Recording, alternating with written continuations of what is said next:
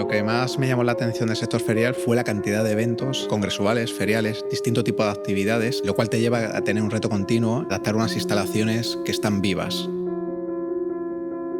Nuestra visión es hacer de Madrid y también de España la referencia al escenario económico mundial desde el punto de vista del crecimiento empresarial, lo cual da lugar a multitud de oportunidades. Hola, me llamo Javier Martín y soy el director técnico de IFEMA.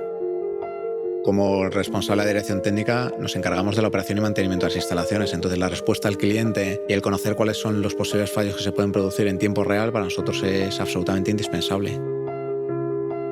Para dar solución a 2 congresos internacionales de una relevancia mundial, necesitábamos 1.630 cuadros dotados de una tecnología que actualmente no existía en el mercado. Anteriormente no podíamos conocer los consumos en tiempo real ni recibir la información.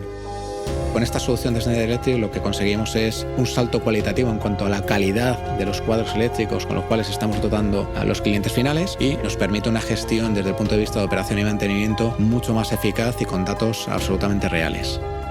La solución EcoStruxure Power nos ha permitido reducir el tiempo de respuesta en cualquier incidente que se pueda producir, lo cual redunda claramente en una mejora en la calidad de servicio. PowerTag es el equipo que tecnológicamente nos permite conocer la información de esos consumos en tiempo real. Esperamos recuperar la inversión en 3 años. La eficiencia energética es importante porque es el futuro de la sociedad y por lo tanto el futuro de las empresas. Dentro de las empresas, de los clientes que quieren venir a IFEMA, la eficiencia energética se convierte en un valor añadido.